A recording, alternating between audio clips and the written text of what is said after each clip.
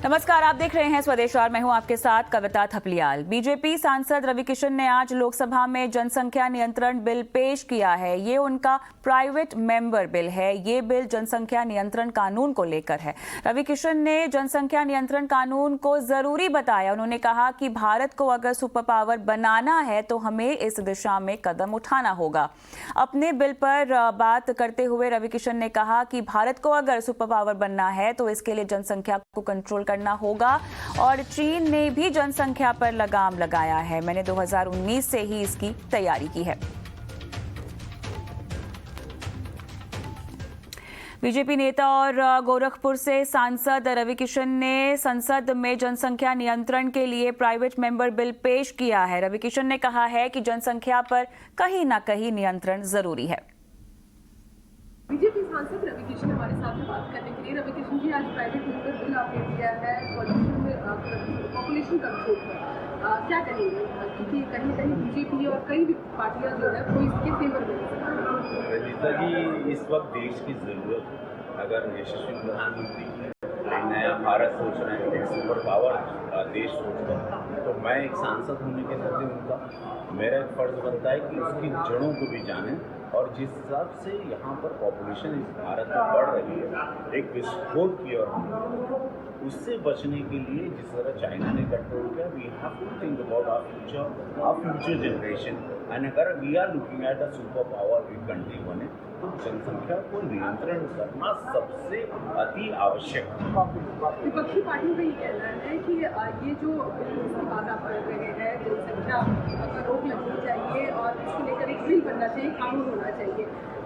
इंदिरा गांधी ने लेकर चलिए, लेकिन यहाँ पर जनसंख्या को लेकर सीएम योगी का भी बयान सामने आया है। लखनऊ में भूजल शपथ कार्यक्रम में सीएम योगी ने कहा है कि जनसंख्या जल संरक्षण में बाधक है और जिस तरह से जनसंख्या बढ़ रही है उससे भी तेज गति से भूगर्भ जल का दोहन भी बढ़ा है। हमारे पास ग्राउंड वाटर भी है, हमारे पास सरफेस वाटर भी है, लेकिन जिस तेजी के साथ आबादी बढ़ी और जिस तेजी के साथ औद्योगिकीकरण हुआ और भूगर्भीय जल का दोहन हुआ, उस अनुपात में भूगर्भीय जल के संरक्षण और उसके संवर्धन के लिए जो कदम उठाए जाने चाहिए थे, बीच के कालखंड में उसमें बरती गई लापरवाही का खामियाजा भुगतना पड़ा और उसका परिणाम था कि अनेक विकासखंड अति दोहित की श्रेणी में आकर के डार्क जोन की श्रेणी में चले गए थे।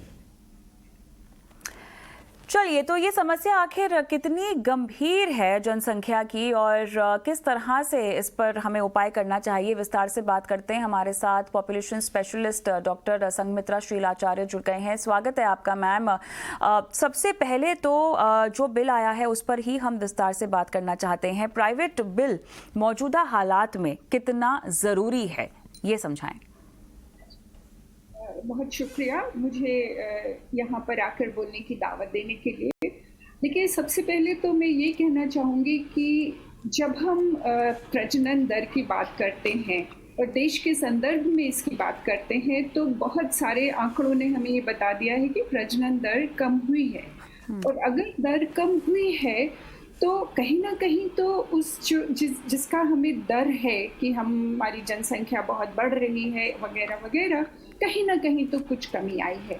तो शायद हमें ये समझने की ज़रूरत है कि ये जो डर अभी कायम हो रखा है, और स्पेशली अगर हम उत्तर प्रदेश के संदर्भ में कहें तो उसका प्रजनन दर ज़रूर उतना कम नहीं हो पाया है जितना होना चाहिए था, और फिलहाल भी शायद जहाँ पे वो पहुँचने की कोशिश कर रहे हैं उसमें वक्त लगेगा। लेकिन उसको कम करने के लिए अगर हम ये मान के चलें कि कुछ कोएर्सिव किया जाए, जो पॉलिसी अपने डॉक्यूमेंट में बता रही है कि अगर आप इंसेंटिवाइज और डिसइंसेंटिव्स की बात कर रहे हैं कि अगर आपने 2 से ज़्यादा बच्चे आपके परिवार में हैं तो आपको गवर्नमेंट फैसिलिटीज़ नहीं मिलेंगी, आपको प्रमोशन नहीं मिलेगा वगैरह वगैरह।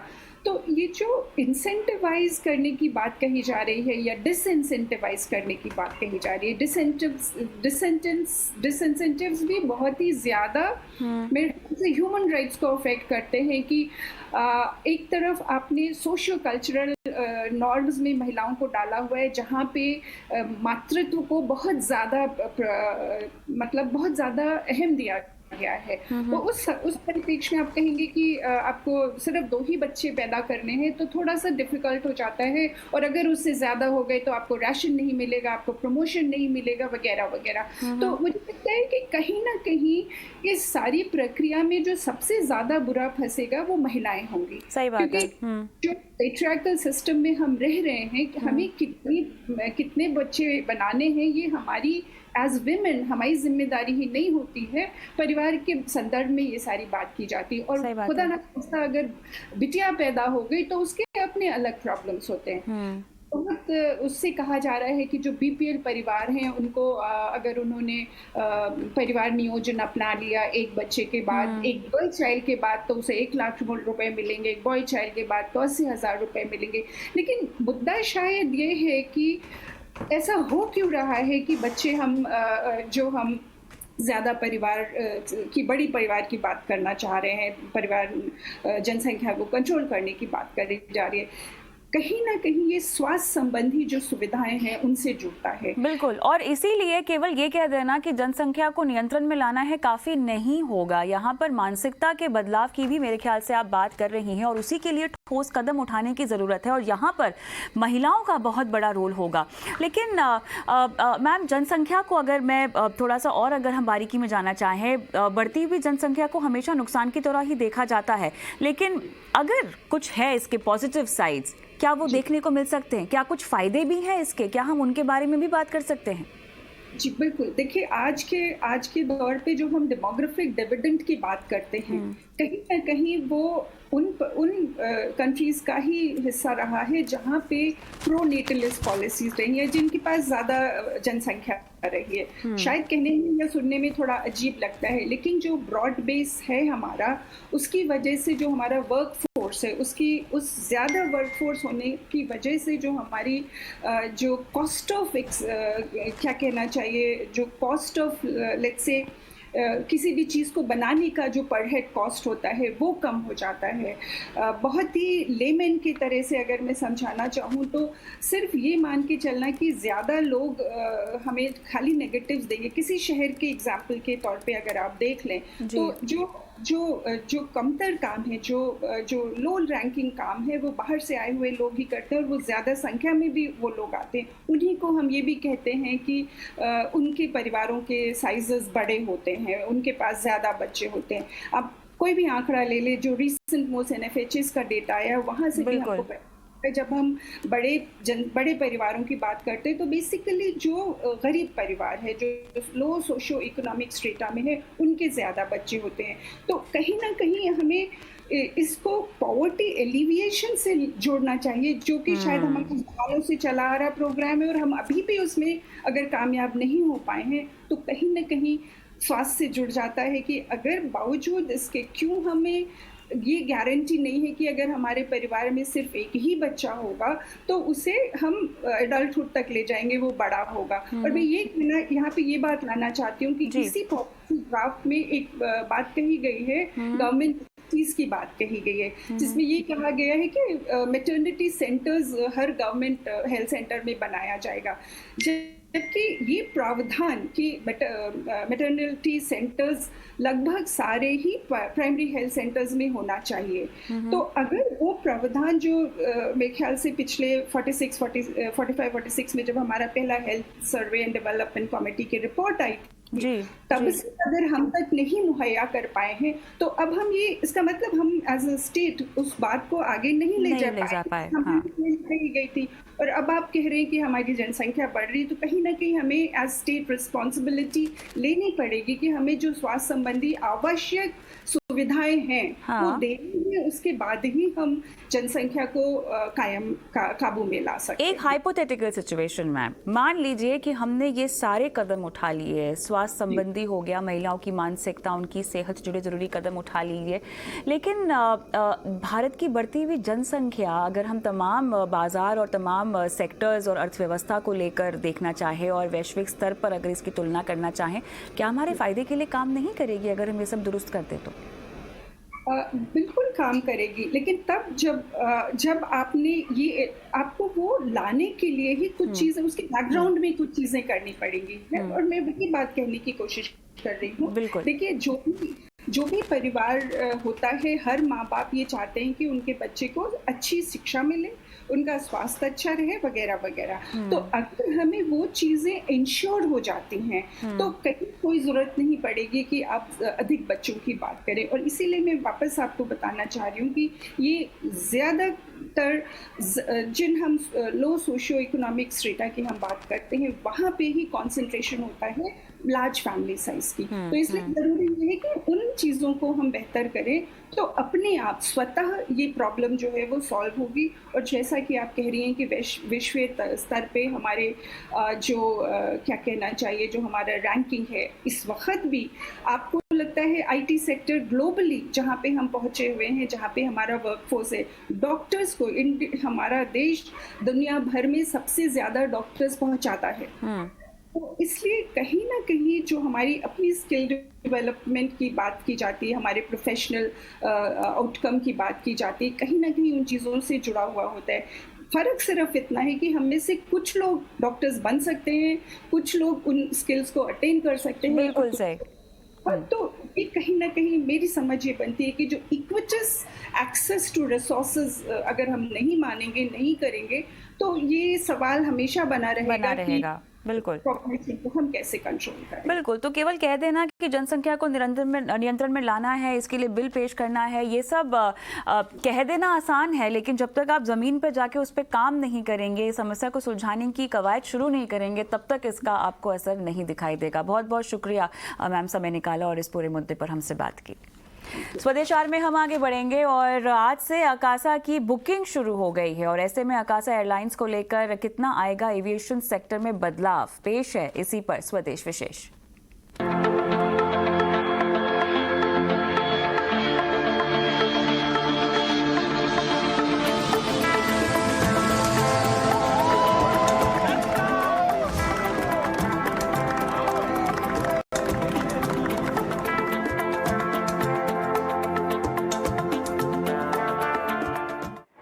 मार्केट के बिग बुल राकेश झुनझुनवाला की एयरलाइन कंपनी अकासा एयर आकाश में उड़ान भरने को तैयार हो चुकी है और आज से इस एयरलाइंस ने बुकिंग भी शुरू कर दी है। अगले महीने 7 अगस्त से कमर्शियल फ्लाइट सेवाएं शुरू की जाएंगी। कंपनी की पहली फ्लाइट मुंबई से अहमदाबाद के रूट पर उड़ान भरेगी, जबकि 13 अगस्त से बेंगलुरु कोची रूट पर भी उड़ानें जो है वो शुरू की जाएंगी। दोनों ही रूट पर हर हफ्ते 28 उड़ानें होंगी। वहीं अकासा एयर की फ्लाइट्स का किफायती किराए में सर्विस देने का इरादा है और किफायती किराए में सर्विस दी जा रही है। दूसरी एयरलाइंस की तुलना में अगर देखा जाए तो अकासा करीब 5 से 7% कम दरों पर बुकिंग कर रही है। ऐसे में जहां तक एक तरफ एयरलाइन कंपनियां लगातार किराया बढ़ा रही हैं, अकासा के आने के बाद एक तरह से प्राइस वॉर होने की संभावना बढ़ गई है। आज अकासा एयर के चलते एयरलाइन सेक्टर में होने वाले बदलावों को लेकर विस्तार से हम करेंगे बात, लेकिन पहले चलते हमारे सहयोगी समीर दीक्षित के पास। समीर, बताएं ताज़ा डिटेल्स क्या है? आज से बुकिंग शुरू हो गई है अकासा एयरलाइंस पर।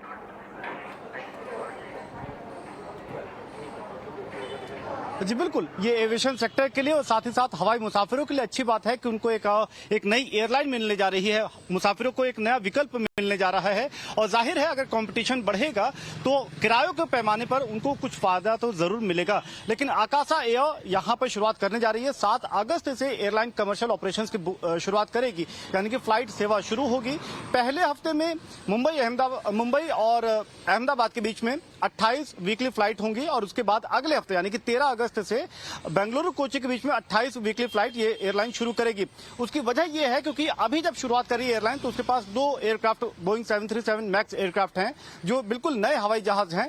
और एयरलाइन की जो प्लानिंग है वो कुछ यूं है कि हर साल वो तकरीबन 12 से 14 हवाई जहाज अपने बेड़े में शामिल करेगी। और जो लॉन्ग टर्म स्ट्रेटेजी है वो कुछ यूं है कि अगले 5 सालों में 72 हवाई जहाज उनके पास होंगे। यही वजह है कि अगर आप शुरुआत में देखें तो उनके 4 डेस्टिनेशन उनके रूट नेटवर्क पे नजर आएंगे, जिसमें बेंगलुरु, कोची, मुंबई, अहमदाबाद है।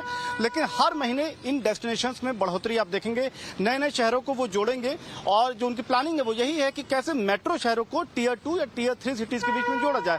मसलन अभी आप देखें तो मुंबई अहमदाबाद, आने वाले वक्त में आप हो सकता है कि दिल्ली मुंबई के बीच में भी उड़ान देखें, दिल्ली लखनऊ, या इस तरीके से जो अहम शहर है जहां पे ट्रैफिक मूवमेंट ज्यादा है उनके बीच में आकाशा अपनी अहम पैठ बनाना चाहेगा, वहां पर फ्लाइट सेवा को लेकर के आएगा। और जैसे जैसे आकाशा एयर अपने फ्लाइट ऑपरेशंस को आगे बढ़ाएगा तो ये संभावित है कि हवाई किरायों में भी वो जो छूट रखेगा शुरुआती दौर में, उसके चलते बाकी एयरलाइंस पे भी एक दबाव होंगी कि वो हवाई किरायों को काफी कॉम्पिटिटिव रखे या कम रखे, जिसका एक बड़ा फायदा हवाई मुसाफिरों को मिलना तय है।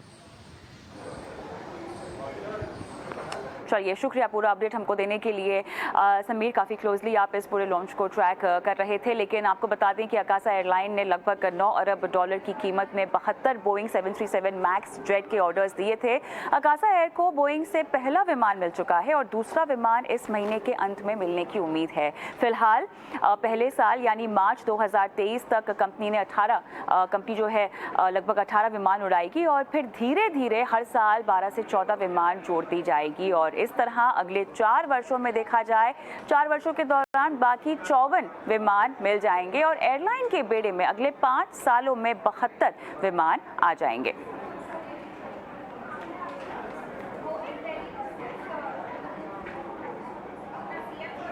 तो आकाशा की उड़ान आकाश में, कैसे इसको समझा जाए और अब एविएशन सेक्टर में किस तरह से कंपटीशन के लिहाज से खलबली मचेगी, विस्तार से बात करते हैं। अभिनंदिता बैनर्जी, टीम लीड कापा इंडिया, धीरज माथुर, एविएशन एक्सपर्ट हमारे साथ जुड़ गए हैं। आप दोनों का स्वागत है इस खास पेशकश में। माथुर साहब, आपके पास आऊंगी सबसे पहले, क्योंकि जिस तरह से सुर्खियों में लगातार रही हैं तमाम एयरलाइंस गड़बड़ी के चलते और जिस तरह से DGCA की चाबुक लगने के बाद भी जो उनकी मनमानी और जिस भी कारणों से परेशानियां सामने आ रही है, तकनीकी दिक्कतें बहुत ज़्यादा सामने आ रही हैं तमाम एयरलाइंस के एयरक्राफ्ट में, अब इसके बीच में एक नया प्लेयर बाजार में उतर रहा है। इसके बाद एविएशन सेक्टर की दिशा और दशा आपको कितनी बदलती हुई दिखाई दे रही है, बताएं। शुक्रिया कि आपने मुझे आमंत्रित किया। तो ये हम सब के लिए अच्छी खबर है कि जो 3 नई एयरलाइंस आने वाली हैं, उनमें से पहली एयरलाइंस का शुभारंभ अब हो रहा है आज 7 तारीख से। ओवरऑल एविएशन सेक्टर के लिए मतलब ये एक sort of self evident truth कि आकाशा का प्रवेश जो है वो अच्छी खबर है। इंडिया में जो डिमांड है वो जो वर्तमान में जिसको कहते हैं एग्जिस्टिंग डिमांड ही एयरलाइंस मुश्किल से मीट कर पा रही हैं। इसके अतिरिक्त बहुत ज्यादा अनमेट डिमांड है। अगर आप तुलना करें कि कितने यात्री हवाई जहाज से ट्रैवल करते हैं और कितने यात्री ट्रेन से ट्रैवल करते हैं और ट्रेन के टिकट को क्या कॉन्फर्मेशन मिलना अक्सर कितना मुश्किल होता है, तो आपको एहसास होगा कि इंडिया में आई थिंक करीबन 4% आबादी ही एयर ट्रैवल करती है। वही 4% बार बार कई ट्रिप्स कर लेता है। तो इसलिए हमारा करीब 14-15 करोड़ के आसपास का ट्रैफिक है। तो हमारे को एडिशनल कैपेसिटी की नितांत आवश्यकता थी और है। सो आकाशा के आने से वो जो capacity constraint, supply side constraint है, वो सर्टनली पार्शली ईज ऑफ होगा और इससे प्रतिस्पर्धा बढ़ेगी। प्रतिस्पर्धा ऑलरेडी है, but the market is big enough. अब कितनी एयरलाइंस उपयुक्त संख्या है, कितने हवाई जहाज, एयरबस और बोइंग ने अनुमान लगाया कि हमारे पास आज की तारीख में करीब 400 हवाई जहाज है, पर हमारे पास उनके हिसाब से करीब 2030 तक 2000 एयरक्राफ्ट की खरीदने की, अब्जॉर्ब करने की कैपेसिटी है, क्षमता है।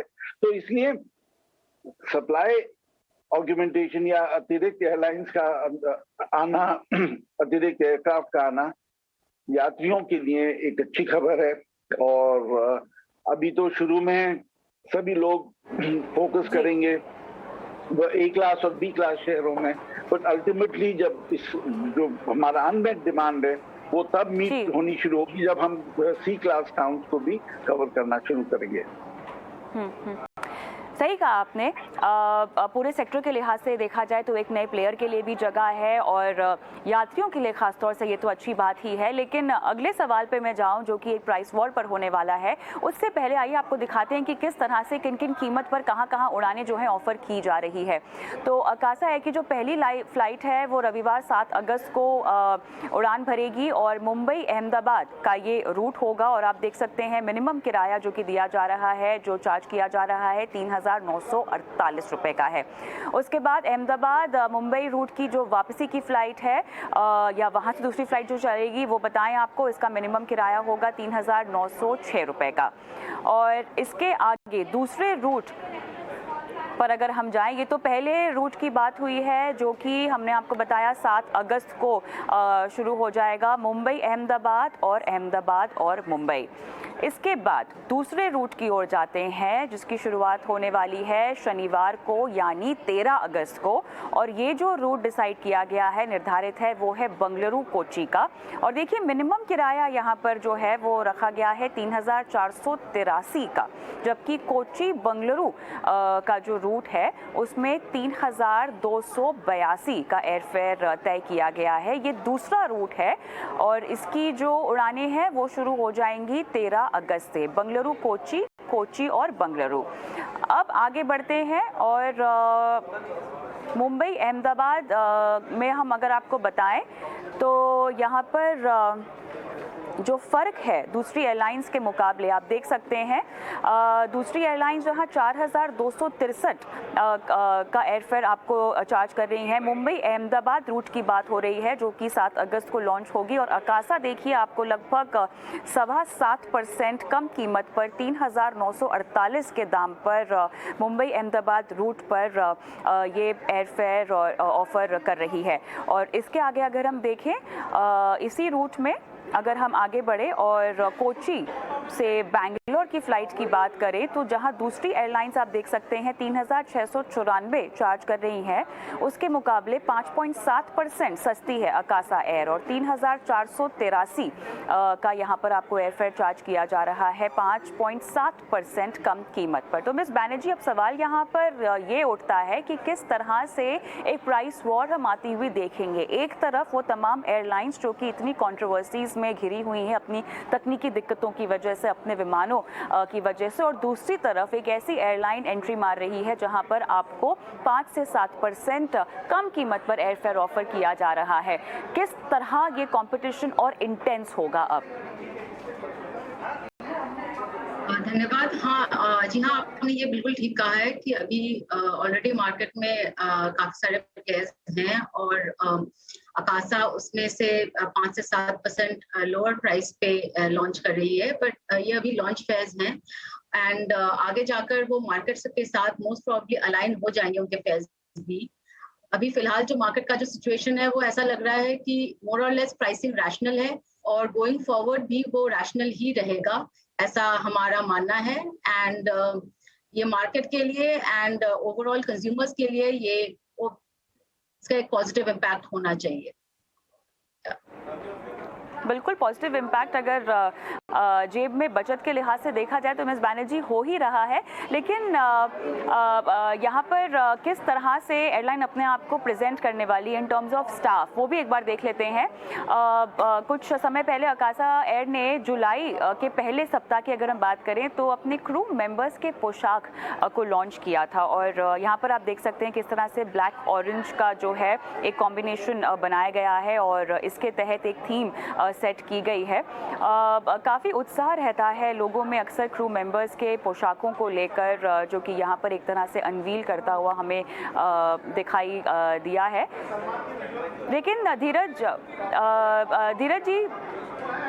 धीरज जी यहाँ पर आपसे हम समझना चाहेंगे, क्योंकि एक वक्त था जब किंगफिशर लॉन्च हुई थी तो काफ़ी धमाकेदार तरीके से हुई थी और बहुत सारा उत्साह था लोगों में, क्योंकि जब लॉन्च हुई थी तो लिव लाइफ किंग साइज़ वाले एक फॉर्मेट पर लॉन्च हुई थी और काफ़ी सारी एयरलाइंस के अगर उसे कंपेयर करें तो काफ़ी रेड कलर और चटक तरह के रंग भी लॉन्च किए गए थे। अकासा की overall promotion strategy, branding strategy, launch strategy strategy अगर मैं देखूं उसकी तुलना में, तो आपको कितनी सीरियस, कितनी संजीदा लगती है और कितनी केपेबल लगती है in terms of offering business and service to the customers? क्योंकि कहीं ना कहीं आप एक ब्रांड की जब छवि बनाते हैं तो ये सब चीज़ें उसमें एडेड इन होती है और उसी को आगे ले जाता है आपका कस्टमर एक्सपीरियंस। देखिए, Kingfisher Airlines was launched by not an aviation expert, but by a very flamboyant businessman. So there's, I think, the management team at Akasa has a lot of experience और बहुत अनुभवी हैं, और जो उनके promoter हैं वो एक बहुत ही मंजे हुए इन्वेस्टर है। तो मेरे ख्याल से ये जो रेकलेस फ्लैम्बॉयंस जो एक तरह से जो किंगफिशर में थी, मेरे ख्याल से वो हम आकाशा में नहीं देखेंगे। अब यूनिफॉर्म कलरफुल है, वो तो सब लोगों को आकर्षित करने का एक तरीका है, तो उस पे बहुत ज्यादा तवज्जो नहीं देना चाहिए। ऑफकोर्स महत्वपूर्ण है, अगर यूनिफॉर्म जो है, पोशाक के जो है वो अच्छे हैं, दिखने में अच्छे लगते हैं, तो उससे आकर्षण बढ़ता है। बट ज्यादा इम्पोर्टेंट है सर्विस के जो स्टैंडर्ड्स हैं, स्तर है, कि कितनी अच्छी आपकी सर्विस है, ऑन टाइम सर्विस क्या है, आपका फेयर्स कितने कम्पिटिटिव हैं, ये सारी चीजें ज्यादा महत्वपूर्ण है। और इनको एक बहुत बड़ा एडवांटेज ये है कि इनके सारे एयरक्राफ्ट नए हैं, और बोइंग 737 मैक्स बहुत अच्छा एयरक्राफ्ट है। तो ये एडवांटेज तो ऑलरेडी है कि एयरक्राफ्ट नए हैं, साफ सुथरे हैं, सब कुछ अंदर बढ़िया होगा। और अगर आप इनकी वेबसाइट पे जाएं तो ये बहुत फोकस कर रहे हैं कस्टमर सर्विस पे। तो मेरे ख्याल से वो इतने ज्यादा महत्वपूर्ण नहीं है। डिमांड इतनी ज्यादा है, मैंने जैसे आपसे पहले भी कहा कि एक जमाना था कि लोग एयर इंडिया को बहुत बड़ा बुरा भला कहते थे, परंतु फिर भी एयर इंडिया की फ्लाइट जो थी वो बुक जाती थी, क्योंकि डिमांड है। तो और छोटी फ्लाइट्स के लिए खास 1 घंटे 2 घंटे की फ्लाइट में आदमी ज्यादा महत्व देता है प्राइसिंग पे और ऑन टाइम परफॉर्मेंस पे। आई थिंक वो ज्यादा जरूरी है। और बाकी कस्टमर एक्सपीरियंस अच्छा है तो फिर उससे नेचुरली एक ब्रांड लॉयल्टी बढ़ती है।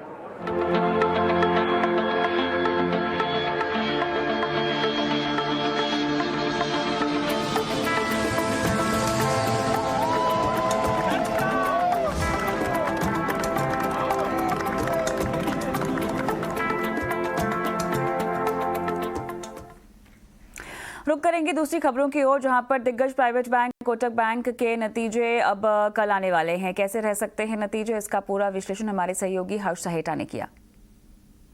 कोटक बैंक अपना Q1 FY23 के नंबर्स रिलीज़ करेगा, और हम जब नेट इंटरेस्ट इनकम नंबर की अपेक्षा रखते हैं around almost 18% year on year growth दिखाएगा, ऐसे स्ट्रीट की अपेक्षा है। अराउंड 3% सिक्वेंशियल अपटिक, अब वो अराउंड 4650 करोड़ के आसपास आएगा, तो सॉलिड ग्रोथ वो पर्टिकुलर नंबर पे। पर जो अदर इनकम का नंबर है अराउंड 15% गिरेगा सिक्वेंशली क्वार्टर ऑन क्वार्टर, क्योंकि इंटरेस्ट रेट्स बढ़े हैं। तो अदर इनकम का नंबर अराउंड 1550 करोड़ के आसपास आने की अपेक्षा है। पर फिर भी वो जब हम ईयर ऑन ईयर नंबर देखते हैं around 15% growth year on year, वो फिर भी बताएगा, तो एक अच्छा नंबर की अपेक्षा है। और ये पर्टिकुलर नंबर शायद से कुछ हिला पाए प्रॉफिटेबिलिटी के एंगल से। जब हम प्रोविजंस को देखें लार्जली अच्छा क्वालिटी दिखाएगा कोटक बैंक का, asset quality will be good.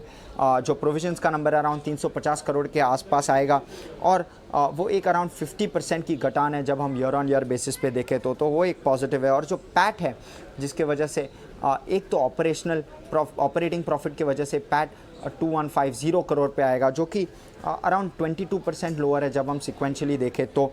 और पर जब हम ईयर ऑन ईयर बेसिस पे देख रहे हैं 31% ग्रोथ दिखाएगा वो पैट का नंबर, तो एक अच्छा पैट ग्रोथ भी एक्सपेक्टेड है। GNPAs and NPAs largely stable, asset quality stable, मैंने बताया वो। और जो बैलेंस शीट साइड पे अच्छा growth 29% year on year advances growth दिखाएगा कोटक, और डिपॉजिट्स की भी अपेक्षा 12.5% ईयर ऑन ईयर ग्रोथ की है, 3.3% सिक्वेंशली, एक अच्छा अपटेक।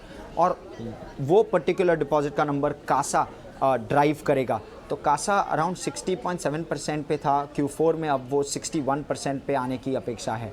तो CASA growth is very important ये पर्टिकुलर एनवायरनमेंट में, और कोटक वो डेमॉन्स्ट्रेट कर रहा है कि वो कर पा रहा है कासा। दो चीज़ें पे मार्केट की मॉनिटरेबल रहेगी। एक है जो निम मूवमेंट है, 4.8% काफ़ी एलिवेटेड निम जो कोटक कैरी करता है, वेदर वो सस्टेनेबल और वो सस्टेन आगे जाके हो पाएगा या नहीं, उस पर मार्केट की नज़र रहेगी। और दूसरा है एसेट क्वालिटी। अब अनसिक्योर्ड और SME में कोटक काफ़ी लोन्स डिस्बर्स कर रहा है, तो वो पर्टिकुलर स्पेसेस में एसेट क्वालिटी कैसे रह रही है, वो उस पर मार्केट की नज़र रहेगी। आगे बढ़ते हैं और एक और बड़ी प्राइवेट बैंक ICICI बैंक के नतीजे कल आने वाले हैं, और नतीजे कैसे रह सकते हैं एक बार फिर समझा रहे हैं हमारे सहयोगी हर्ष। वेल ICICI बैंक के Q1 FY23 नंबर्स में जो नेट इंटरेस्ट इनकम है अराउंड 20+% का ग्रोथ दिखाएगा। अब वो 13,000 करोड़ के भी थोड़े ऊपर आएगा, अराउंड 13,200 करोड़ के आसपास वो नंबर आने की अपेक्षा है। अराउंड 4.5+% सिक्वेंशियल अपटेक, तो वो काफ़ी एक अच्छा ग्रोथ दिखाते हुए। जब ऑपरेटिंग प्रॉफिट को देखें तो स्लाइटली फ्लैट जब हम देखें sequentially quarter on quarter, but जब हम ईयर ऑन ईयर देख रहे हैं अराउंड 16% ग्रोथ वो भी दिखाएगा।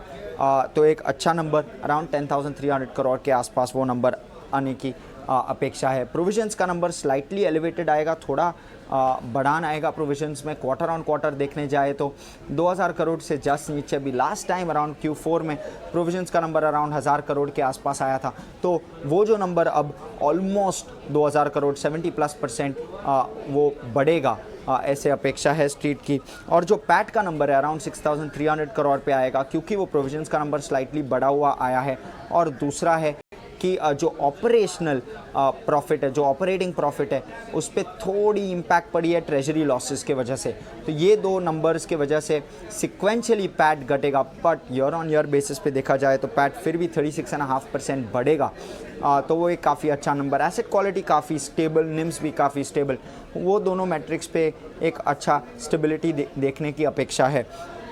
जब हम बैलेंस शीट साइड पे देखें तो ग्रोथ काफ़ी अच्छा दिखेगा, 19% ग्रोथ एडवांसेस में। अब वो एडवांसेस का नंबर 9 लाख करोड़ से जस्ट नीचे आएगा, और डिपॉजिट साइड पे भी 16+% ग्रोथ दिखेगा। दोनों year on year basis numbers हैं, और डिपॉजिट नंबर भी अराउंड 11 लाख करोड़ से जस्ट नीचे आएगा। तो ब्रॉडली एक अच्छा ग्रोथ दोनों sides of the balance sheet पे दिखेगा।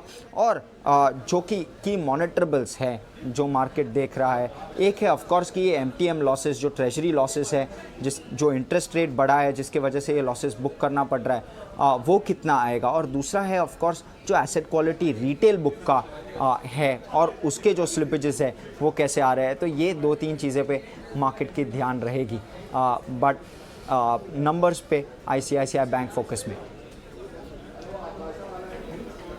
सरकार जल्द ही फार्मा API के लिए PLI की नई गाइडलाइंस जारी कर सकती है। इस खबर पर और डिटेल्स हमारे सहयोगी प्रकाश प्रियदर्शी दे रहे हैं। देखिए, सूत्रों के हवाले से जो जानकारी हमें मिल रही है उसके हिसाब से सरकार PLI मैन्युफैक्चरिंग से संबंधित जो PLI स्कीम है उसको ज़्यादा आकर्षक बनाने के मकसद से जो गाइडलाइंस हैं उसमें कुछ ज़रूरी बदलाव कर सकती है। सूत्र हमें बता रहे हैं कि गाइडलाइंस में बदलाव खासकर उन APIs फॉर्मुलेशंस के लिए किए जाएंगे जिसकी मैन्युफैक्चरिंग के लिए अभी तक कंपनियों ने ज़्यादा दिलचस्पी नहीं दिखाई है। सूत्र हमें बता रहे हैं कि कंसल्टेशन की जो प्रक्रिया है इंडस्ट्री के साथ वो पूरी कर ली गई है, और करीब 16 API फॉर्मुलेशंस के लिए नए गाइडलाइंस जो हैं वो महीने भर के अंदर जारी किए जाएंगे। जो जानकारी हमें मिल रही है उसके हिसाब से इस बात पर विचार किया जा रहा है कि डंपिंग की सूरत में जो प्राइस डिफरेंस आता है उसको कवर अप करने में सरकार कंपनियों की मदद कर सकती है। ये कंडीशन नए गाइडलाइंस में जोड़ा जा सकता है। इसके अलावा API मैन्युफैक्चरिंग से संबंधित जो मशीनरीज़ है उसको ज़्यादा वायबल बनाने के लिए, उसको सस्ता करने के मकसद से जो इम्पोर्ट ड्यूटीज़ हैं उसको रैशनलाइज़ किया जा सकता है। इस मसले पर भी विचार किया जा रहा है। जैसा कि आपको पता है कि सरकार ने करीब 15,000 करोड़ रुपए की लागत से API मैन्युफैक्चरिंग को बढ़ावा देने के मकसद से, आत्मनिर्भर बनने के मकसद से PLI स्कीम की घोषणा की है, और अभी तक करीब 30 प्लांट जो हैं API मैन्युफैक्चरिंग से संबंधित वो शुरू भी हो चुके हैं। जिन कंपनियों ने इसमें ज़्यादा दिलचस्पी दिखाई है और जो कि इस इंसेंटिव्स के लिए क्वालिफाइड भी हुए हैं उसमें Sun Pharma, Aurobindo Pharma, doctor Reddy's, Cipla, Cadila health care जैसी जो प्रोमिनेंट कंपनीज हैं वो शामिल हैं। इस अभी के मौजूदा गाइडलाइंस के हिसाब से कंपनियों को 6 साल तक जो है वो इंसेंटिव्स मिल सकता है। बात करते हैं शेयर बाजार में हुए कारोबार की। लगातार छठवें कारोबारी दिन बाजार अच्छी तेजी पर बंद हुआ है। निफ्टी करीब 114 अंक चढ़कर 16,719 के पार बंद। सेंसेक्स भी 390 अंक की तेजी पर बंद हुआ है। निफ्टी बैंक में भी करीब 538 अंकों का उछाल दिखा। अगर पूरे हफ्ते की हम बात करें तो निफ्टी करीब 3.5% के उछाल के साथ कारोबार करता हुआ दिखाई दिया है। और दिन भर बाजार के हलचल की पूरी एनालिसिस करेंगे, लेकिन चलिए यहाँ पर हमारी सहयोगी प्रियंका उपल आनंद दे रही हैं बाजार का आज का हाल। देखिए, आज पूरा हफ्ता बुलिश ट्रेडर्स के लिए तो बहुत ही अच्छा रहा। आपने इसी हफ्ते में कम से कम 500-600 पॉइंट्स की रैली देखी। बैंक निफ्टी हो 16,700 के ऊपर आप क्लोज करके जा रहे हैं। निफ्टी पर बैंक निफ्टी 37,000 से कुछ पॉइंट्स से अब दूर रह गया है और 37,700 की अब अगले हफ्ते की बात हो रही है और निफ्टी पर 17,000 के ऊपर के लेवल्स की बात हो रही है। तो बहुत ही स्ट्रॉन्ग वीक रहा। अगर इसे दो पार्ट्स में डिवाइड करें तो पहले पार्ट में आपको मेटल्स जो वीक सेक्टर्स थे जैसे आईटी, मेटल, इन्होंने परफॉर्म किया। बैंक्स ने इस पूरे हफ्ते अच्छा सपोर्ट दिया। बैंक्स में जो आउट परफॉर्मेंस पूरे हफ्ते आपको देखने को मिली, सिर्फ एक आध दिन थोड़ी सी म्यूटेड रही होगी अदरवाइज, और 8% गेन किया है। अगर आप इस वक्ते में वीकली गेन्स की सेक्टर की वाइज बात करें तो टॉप गेनर आपका पीएसयू बैंक रहा, बैंक निफ्टी रहा, और उसमें majorly contribution by PSU bank. On the back of good numbers ये आपने मूव्स देखी। अगर हम इस वीक के बड़े काउंटर्स की बात करें जहाँ नंबर्स के बाद की मूव आपको देखी, उनमें से IndusInd bank, Tata communication, UltraTech cements, ये सारे स्टॉक्स शामिल है। In fact Hindalco, aluminium prices, metal counter से भी बहुत एक अच्छी रिबाउंड थी। तो ओवरऑल आपने इस पूरे हफ्ते में सारे सेक्टोरल स्पेसेस में मूव देखी। आईटी जो इतने समय से मूव नहीं कर रहा था उसमें आपको मूव दिखी। मेटल में अच्छे रिबाउंड दिखाई दिए। एल्यूमिनियम, हिंडाल्को, एल्यूमिनियम जितने काउंटर्स थे, हिंडाल्को हो, नैल्को हो, वेदांता हो, वहाँ अच्छी मूव्स आई। वहाँ एक डिविडेंड का भी ट्रिगर रहा, लेकिन मेटल स्पेस के लिए भी एक अच्छा पूरा हफ्ता ही रहा। सिर्फ 4 ऐसे स्टॉक्स है जो हमने आइडेंटिफाई किए जो लाल निशान में पूरे हफ्ते में एवरेज जो उनका एक रिटर्न रहा वो नेगेटिव था, उसमें से डिफेंसिव बेट्स थी। तो पूरी तरह से बाजार में एक रिस्क ऑन ट्रेड दिखा आपको पूरा हफ्ता, अग्रेसिव बेट्स दिखी और वीक सेक्टर्स पर शॉर्ट कवरिंग के बाउट्स दिखे, बाइंग बाउट्स आपको फर्दर दिखे। एफआईज की 4 दिन से लगातार बाइंग है। सो ये क्रूशल पॉइंट्स थे इस पूरे हफ्ते के लिए। फार्मा स्पेस से कुछ स्टॉक्स थे जो बैकफुट पे थे, सन फार्मा, DRL जैसे स्टॉक्स थे। आज की अगर बहुत क्विकली मूव की बात करें तो आपको अल्ट्राटेक सीमेंट के नंबर्स आए, पूरा सीमेंट पैक आपको तेज दिखाई दिया। इस हफ्ते के इस वीकेंड पे आपको बैंक्स के नंबर्स आने हैं, बड़े बैंक्स के नंबर्स हैं, प्राइवेट स्पेस के ICICI बैंक के नंबर आने हैं, कोटक के बैंक आने हैं, एक्सिस के अगले हफ्ते में नंबर्स आने हैं और आप उसके चलते बैंक स्पेस पे, इन काउंटर्स पे अच्छी मूव देख भी रहे हैं। आज रिलायंस के शुक्रवार को शाम को रिलायंस के नंबर्स भी आने हैं, वहाँ से एक बड़ी डायरेक्शन एटलीस्ट एनर्जी पैक के लिए दिखेगी। रिलायंस ने बहुत बड़ा अगर सपोर्ट नहीं दिया बाजार को तो बड़ा ड्रैगर भी नहीं रहा। एक रेंज बाउंड में आपको रिलायंस ट्रेड होते हुए दिखाई दिया बिकॉज ऑफ द नंबर्स, और एक्सपर्ट्स मान रहे हैं बहुत हद तक जो नंबर्स आने हैं वो प्राइस में ऑलरेडी फैक्टर्ड इन है। तो overall bullish week for the bulls and ऊपर के लेवल्स और एंटिसिपेट अब 17,000 तक की बात की जा रही है कमिंग वीक के लिए। ऑलराइट, तो ये बाजार का हाल आप देख रहे थे। आज मार्केट आवर्स में जो एक्शन था और जो वीकली गेन्स थे, लेकिन इस वक्त की जो सबसे बड़ी जिस चीज का बाजार को भी इंतजार है वो रिलायंस के रिजल्ट्स है और रिलायंस के नंबर्स आप नीचे फ्लैश होते हुए देख रहे हैं। जो कंसोलिडेटेड प्रॉफिट है वो लगभग 24,000 के आसपास का मुनाफा था, वहां बढ़ोतरी हुई है। तो जो पहली तिमाही के इस साल के इस फाइनेंशियल ईयर के जो फर्स्ट क्वार्टर के नंबर्स थे उसमें आपका जो कंसोलिडेटेड पैट है वो लगभग 17,960 रुपए रहा है। अनुमान से कम रहा है कंसोलिडेटेड मुनाफा। इनफैक्ट 3 सेगमेंट्स में हम डिवाइड करके इस पर बात भी करेंगे, लेकिन पहले शरद से एक बार पूरा डेटा ले लेते हैं। शरद, एक्चुअली नंबर्स आए क्या है, क्या सारे सेगमेंट्स के नंबर्स आ गए? जी, तो सबसे पहले जो रिलायंस जियो के जो आंकड़े हैं शाम को देखने मिले थे और आप एक्सपेक्ट कर रहे थे कि इनलाइन सेट ऑफ नंबर्स आएगा, और अगर आंकड़ों की बात करें तो आप देख सकते हैं कि जो रिलायंस जियो के जो रेवेन्यूज़ हैं लगभग 5% बढ़े हैं और ऑलमोस्ट 21,873 करोड़ का आया है। एबिडा में भी जो है लगभग 4% का ग्रोथ देखने मिला है। मार्जिन्स जो है लगभग इन लाइन रही हैं एस्टिमेट्स की, और हम लोग वेट कर रहे हैं कि जो उनकी प्रेस रिलीज़ आएगी रिलायंस की, वहाँ पे जो है उनके ARPU जो है ARPU के डिटेल्स और आपके जो डिटेल्स हैं आपके सब्सक्राइबर्स के उसको भी मिलने वाले हैं। लेकिन जो हेडलाइन नंबर्स है जिस पे फोकस करेंगे वहाँ पे आप देख रहे हैं कि रेवेन्यू में लगभग 6% जो है कंसोलिडेटेड बेसिस पे जियो में जो है बढ़ोतरी देखने मिली है। हालांकि थोड़ी सी नंबर्स जो है अभी जो inline first cut off numbers देखने मिल रहे हैं वो थोड़े से अनुमान से थोड़े कम देखने मिल रहे हैं रेवेन्यू के, और अब इसकी जो और भी डिटेल्स है हम लोग आपको लेके आते रहेंगे और थोड़ी और फाइन प्रिंट जो है जिस तरह प्रेस रिलीज आएगी उस तरह हम आप लोग को बताएंगे। प्रियंका। ठीक है, देखिए बिल्कुल, तो प्रेसर 8 बजे के करीब आई थिंक आनी है प्रेस रिलीज, और उस वक्त और डिटेल्स आएंगी, क्योंकि बाजार ये आय करना चाहता है कि आरपू नंबर्स कैसे रहे, सब्सक्राइबर्स में क्या एडिशन हुई, और साथ ही सारा ब्रेकअप पेट्रोकेम बिजनेस का, रिटेल बिजनेस का, ये सारी डिटेल्स लेकर आएंगे। लेकिन इस वक्त हमारे साथ एक्सपर्ट्स भी जुड़ गए हैं। हमारे साथ 3 खास मेहमान हैं। हमारे साथ दीपक जसानी है, हमारे साथ नीरज दीवान है, और साथ ही हमारे साथ है संजीव भसीन जी। सबसे पहले एक बार दीपक जसानी से बात करते हैं। दीपक, वेलकम टू ईटीना स्वदेश, बहुत बहुत स्वागत है आपका। On the face of it, सबसे पहले आपका क्या रिएक्शन है बाजार रिलायंस के नंबर्स पर? Good evening. फर्स्ट कट पे तो नंबर्स थोड़े एक्सपेक्टेशन से कम ही लग रहे हैं, लेकिन जब तक प्रेस रिलीज या प्रेजेंटेशन देखे नहीं तब तक कोई कॉन्फिडेंटली कहा नहीं जा सकता है कि ये क्यों वैसे हुआ है, और अगर वैसे हुआ है तो क्यों हुआ है। तो वील हैव टू वेट, थोड़ा सा हमें इंतजार करना पड़ेगा। लेकिन आरपू के नंबर्स आउट जो हुए हैं उसमें किस तरह की ग्रोथ दिखी है शरद? जी, तो एआरपीयू के बारे में बात करें तो ऑलमोस्ट 176 रुपीज़ का जो है एआरपीयू आया है, और जो अनुमान था उससे तो ऑफ कोर्स थोड़ी बेटर देखने मिली है। अब याद रखिए फर्स्ट क्वार्टर में जो नंबर्स देखने मिले थे, यहाँ पे जो है आपके हाइक्स हुई थी आरपीयू की। और कस्टमर बेस के बारे में बात करें तो लगभग 42 करोड़ का जो है नया कस्टमर बेस आया है। तो ऑफ कोर्स देखा जाए तो एक टाइप से एक पॉजिटिव जो है रिलायंस जियो के जो है ओवरऑल इवन ऑपरेशनल नंबर्स देखने को मिल रहे हैं। और इसके अलावा जो है सेगमेंट्स के बारे में भी थोड़े बता देते हैं, आंकड़े आ गए हैं। तो ओटीसी सेगमेंट रेवेन्यू के अगर बारे में बात करें तो लगभग 11% का उछाल देखने मिला है। ऑयल एंड गैस में जो है ऑफकोर्स जीआरएम्स का जो इम्पोर्टेंट था, बहुत बड़े जीआरएम्स देखने मिले थे। ऑलमोस्ट $24 का सिंगापुर जीआरएम्स था, और उसको अगर कंपेयर करें तो उस एवरेज से लगभग 8 सिंगापुर जीआरएम्स था पिछले लास्ट क्वार्टर में, तो 3 गुना बढ़ा था। राइट, ये तो था ही। सिंगापुर जीआरएम्स एवरेज अराउंड $21 पर बैरल थे, और जो रिलायंस के एवरेज हुआ करते थे वो $8 हुआ करते थे। तो टिपिकली वैसे भी रिलायंस के जो मार्जिन होते हैं सिंगापुर जीआरएम से थोड़े प्रीमियम पर ही होते हैं। नीरज, आपसे भी समझ लेते हैं, on the face of it जो इनिशियल नंबर्स आ रहे हैं वो कैसे लग रहे हैं आपको? नंबर मैं देखें वो एक्सपेक्टेशन से कम लग रहे हैं, और जो कंसोलिडेटेड नंबर है। हाँ, जो जियो के नंबर आए थे थोड़ी देर पहले, वो नंबर ठीक आए थे, इन द सेंस वो एक्सपेक्टेशन के आसपास ही आए थे। तो जियो में तो definitely quarter on quarter growth भी देखने को मिली है, जैसा उम्मीद कर रहे थे। हल्का सा मार्जिन जो एक्सपेक्टेड था उससे हल्का सा कम है, बट जियो के नंबर ठीक थे।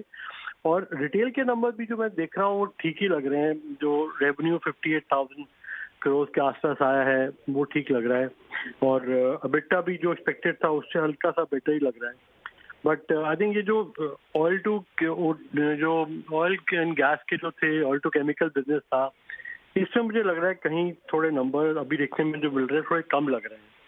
तो थोड़ा और डिटेल आएगा तो बस चलेगा। वहाँ पे थोड़ा लगता है कि जितने लोग एक्सपेक्ट कर रहे थे कि जितना बहुत बढ़िया नंबर वहाँ आ सकते हैं, वो एकदम ऑल टाइम हाई नंबर, वहाँ लगता है मुझे वो मार्जिन थोड़े एक्सपेक्टेशन से कम लग रहे हैं। मैं एक्चुअली बड़ी नज़र इसी पर थी, पेट्रोकेम, जो कि एक्सपेक्टेड भी था कि शायद एबिटा यहाँ 65% तक बढ़ सकता है on the basis of purely on the basis of elevated Singapore GRMs. Sanjeev ji भी हमारे साथ बने हुए हैं। संजीव जी, किस तरह की एक्सपेक्टेशन बाजार लगा रहा था तीनों सेगमेंट में? इस वक्त हम पहले जियो को तो डिस्कस कर चुके हैं, पेट्रोकेम बिजनेस, क्या आप थोड़े से डिसअपॉइंट हुए हैं यहाँ पर? What is your reaction on the numbers, on the initial numbers coming?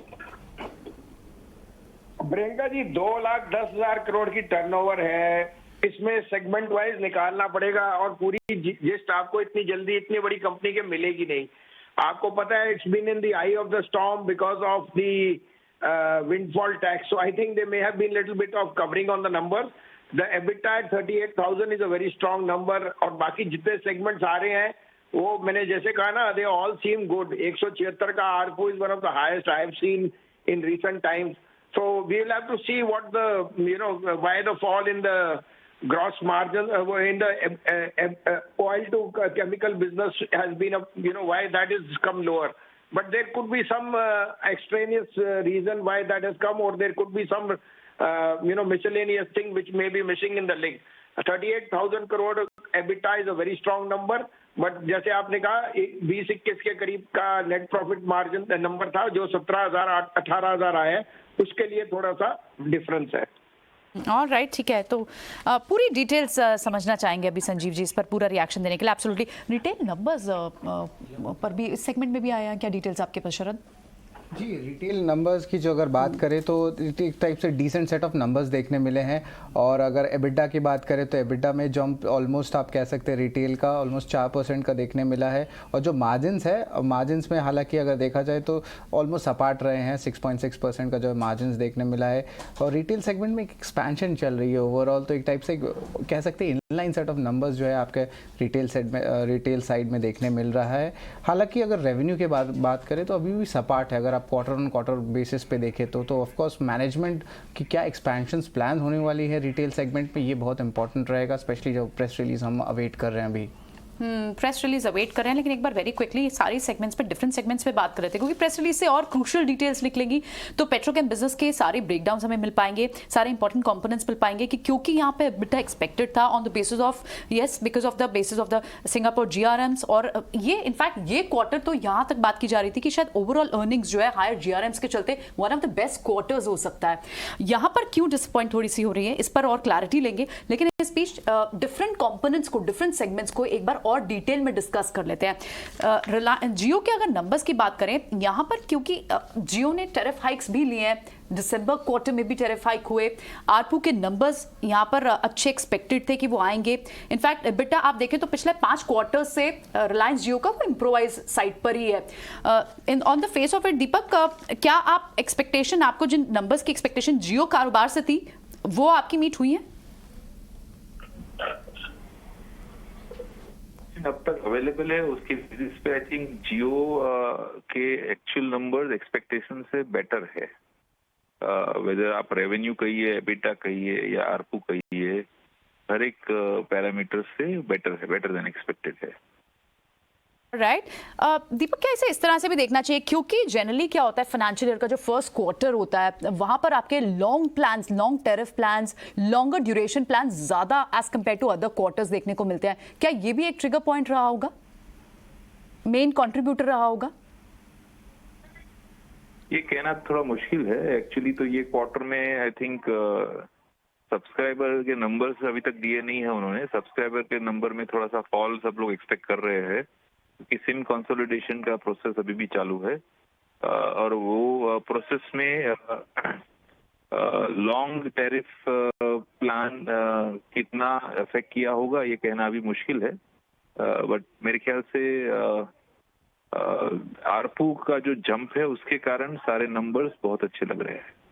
ARPU is a की कंपोनेंट। जो आप जियो कारोबार, जियो के जो एबिटा मार्जिन निकल कर आए हैं वहां पर आपको अच्छा जंप देखने को मिल रहा है। पेट्रोकेम बिजनेस की और डिटेल्स भी और माइन्यूट डिटेल्स भी ब्रेक डाउन करके लाएंगे। हमारे साथ संजीव भसीन भी है और हमारे साथ नीरज दीवान भी है। नीरज, आप कौन से की फिगर्स को देखना चाहते थे? पेट्रोकेम बिजनेस के जो नंबर्स आए हैं वो आपको किस तरह से लग रहे हैं इस वक्त?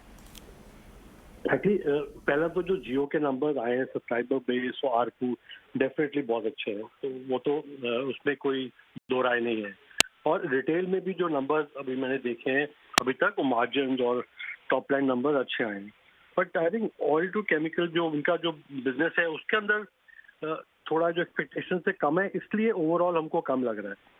मुझे लग रहा था कि वहाँ पे थोड़ा बेटर मार्जिन आ सकते हैं, all time high gross refinery margin से सिंगापुर के, और वो क्योंकि वो एक्सपेक्टेशन से कम आए हैं तो वहाँ पे, और जो करंट अब जो क्वार्टर चल रहा है ऑलरेडी वहाँ GRM मार्जिन नीचे काफ़ी आ गए हैं सिंगापुर के, तो वो बिजनेस में, और प्लस जो विंडफॉल गेन टैक्स भी लगा है, तो उसकी वजह से इसमें तो इस क्वार्टर में दोनों काफ़ी कंपैरिजन में कम हो सकता है।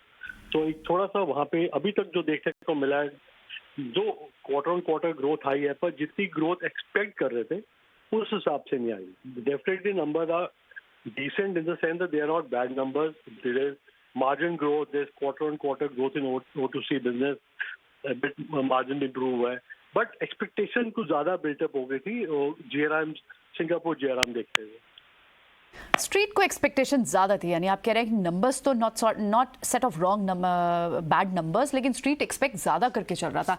संजीव जी, कैसे स्टॉक रिएक्ट कर सकता है मंडे को, अगर क्योंकि यहाँ पर सबको ही पता था कि GRMs और रिकॉर्ड हाई है और लास्ट क्वार्टर में इनफैक्ट अभी एक कंपैरिजन में हमने जैसे ड्रॉ की $8 के आसपास जनरली इनके एवरेज रहते हैं और अगेंस्ट और इस क्वार्टर में तो आपको 21-24 के आसपास पर बैरल डॉलर GRMs देखने को मिले हैं। अगर ये इस सेट ऑफ कंपैरिजन पर भी अगर यहाँ नंबर्स थोड़े से स्ट्रीट को डिसअपॉइंट कर सकते हैं, तो क्या मंडे को स्टॉक रिएक्ट कर सकता है शार्पली नेगेटिव? प्रियंका, आज की डेट में तो बाजार में bad news is getting discounted faster than you imagine, because you are at whether you call it a bear market rally और a fresh bull market.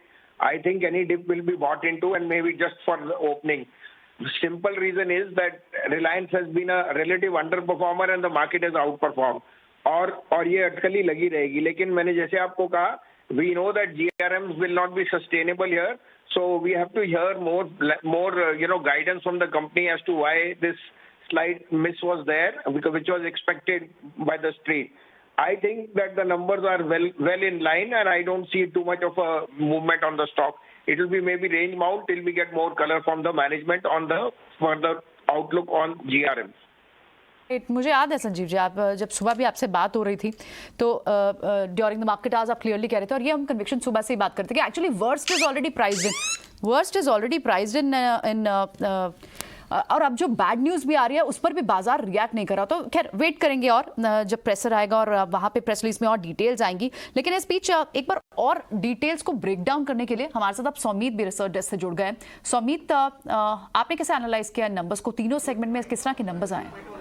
Reliance industries के अगर आप नंबर देखेंगे तो एबिटा फ्रंट में एक बहुत बड़ा मिस देखने को मिला है। एनालिस्ट एबिटा एक्सपेक्ट कर रहे थे करीब 41,600 करोड़ के आसपास आने की, बट कंपनी ने करीब 38,000 करोड़ का एबिटा नंबर रिपोर्ट किया है। आप सेगमेंट वाइज देखेंगे तो आपको क्लियरली दिखेगा कि O2C सेगमेंट में बहुत बड़ा मिस देखने को मिला है। O2C सेगमेंट का एबिटा एनालिस्ट के हिसाब से करीब 23,500 करोड़ के आसपास आना चाहिए था, बट कंपनी का जो नंबर आया है वो करीब 19,900 करोड़ के आसपास है। अब इसके दो कारण हो सकते हैं।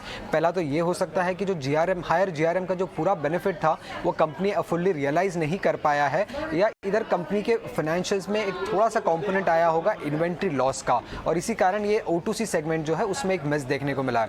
उसके अलावा अगर आप देखेंगे तो oil and gas exploration business के जो नंबर्स थे वो काफ़ी इनलाइन आए हैं एनालिस्ट एस्टिमेट्स के सामने। रिटेल डिवीजन का भी एबिटा परफॉर्मेंस इनलाइन रहा है एनालिस्ट एस्टिमेशन के सामने। और जियो की अगर हम बात करते हैं खासकर, तो जियो के भी सारे numbers, revenue, EBITDA, net profit, ARPU और सब्सक्राइबर एडिशन अगर आप देखेंगे तो सभी प्रीटी मच इनलाइन है एनालिस्ट एस्टिमेट्स के सामने। इनफैक्ट पिछले 3 क्वार्टर में कंटिन्यूस सब्सक्राइबर लॉसेस के बाद इस क्वार्टर में कंपनी ने करीब 9.9 मिलियन सब्सक्राइबर्स ऐड किए हैं, और आरपू नंबर भी अच्छा खासा बड़ा है क्योंकि थोड़ा बहुत रेसिडुअल बेनिफिट जो था टैरिफ हाइक का वो रियलाइज किया है कंपनी ने फर्स्ट क्वार्टर में। अगर आप सम अप करेंगे तो retail, oil and gas exploration और जियो के नंबर्स इनलाइन आए हैं एनालिस्ट एस्टिमेट्स के सामने, बट अगर आप O2C सेगमेंट देखेंगे तो वहाँ एक बड़ा मिस आया, और उसी कारण पूरा कंसोलिडेटेड बेसिस में अगर आप रिलायंस इंडस्ट्रीज के नंबर देखेंगे तो वो मिस आए हैं एनालिस्ट एस्टिमेट्स के सामने। एनालिस्ट एक्सपेक्टेशन के सामने मिस है और मेजरली O2C कारोबार से यहाँ मिस दिखाई दे रहा है। और जिस तरह से बताएं इन्वेंट्री लॉस, ये एक सुमीत की ट्रिगर बता रहे हैं शरद, क्योंकि GRMs तो यहाँ तो स्ट्रीट एक्सपेक्टेशन लगा रहे हैं, इन्वेंट्री लॉस ये क्या वन ऑफ हो सकता है? सो बेसिकली जो इन्वेंट्री लॉस के बारे में कह रहे हैं कि जो एक एडजस्टमेंट होती है, तो ये एडजस्टमेंट जो है इस क्वार्टर में जो है कंपनी ने ले लिया है। और ऑफ कोर्स जो एक्सपेक्टेशन स्ट्रीट का था कि ऑफ कोर्स GRMs में डिफरेंस था, ऑलमोस्ट 3 गुना का जो था गैप देखने आपको मिला था। तो हमारा भी एक्सपेक्टेशंस था, इवन एनालिस्ट का एक्सपेक्टेशंस था कि ओवरऑल जो OTC बिजनेस है ऑफ कोर्स बहुत सबसे ज़्यादा कंट्रीब्यूट करता है रेवेन्यू में, तो उसके कारण जो है OTC बिजनेस में थोड़ी मिस हुई है, तो उसके कारण ओवरऑल कंसोलिडेटेड बेसिस पे भी आपको मिस देखने मिला है। लेकिन इंपॉर्टेंट बात यह है कि जो अदर बिजनेस सेगमेंट्स है वो most of them inline set of numbers रहे हैं। तो ऑफ कोर्स जो मार्केट की एक्सपेक्टेशंस थी OTC बिजनेस में, उस पे जो है एक टाइप से बीट नहीं हुई, मिस हुई है एनालिस्ट एस्टिमेट्स की, तो उस पे ज़रूर फोकस रहेगा बाजार पे। और एक टाइप से कह सकते हैं कि एक नेगेटिव रिएक्शन हो सकता है, बट अभी कहना भी बहुत मुश्किल होगा कि स्टार्टिंग में क्या रिएक्शन स्टॉक में होने वाली है, बट उसको ज़रूर फोकस में रखेंगे। बिल्कुल, इस पर आप ये देखें, सामने मुकेश अंबानी जब रिलायंस के रिजल्ट्स पर उन्होंने एक रिएक्शन दिया, उन्होंने क्लियरली कहा कि क्रूड बिकॉज ऑफ देखिए बहुत टफ कंडीशंस थी, उसके बावजूद भी वो क्लियरली कह रहे हैं, और न्यू एनर्जी बिजनेस पर भी in fact is forging with technology treasure. ये तो कमेंट्री वॉच आउट करने वाली है शायद। मेन जो चीजें आपको आज कमेंट्री पर वॉच आउट करना है वो ये भी कि क्या क्लैरिटी देते हैं रिलायंस अपने डिजिटल रेवेन्यू ग्रोथ पे, इस पर हम नजर रखना चाहेंगे। हम नजर इस पर रखना चाहेंगे कि क्लीन एनर्जी बिजनेस को लेकर कंपनी के प्लान्स क्या हैं। तो ये सारी चीजों के लिए तो इंतजार करना पड़ेगा थोड़ा फिलहाल।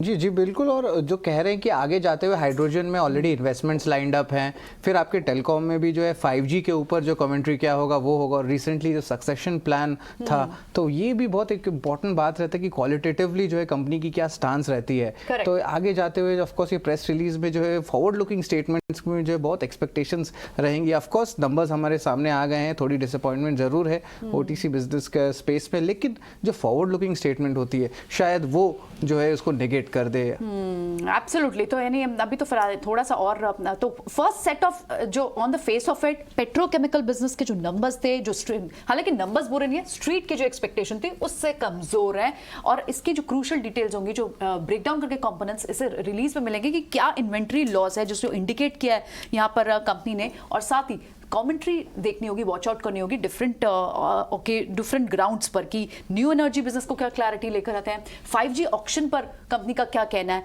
ये सारी चीजें तफ्तीश से विस्तार से सब डिस्कस करेंगे, लेकिन फिलहाल वक्त एक छोटे से ब्रेक का, चलते वापस हाजिर होते हैं।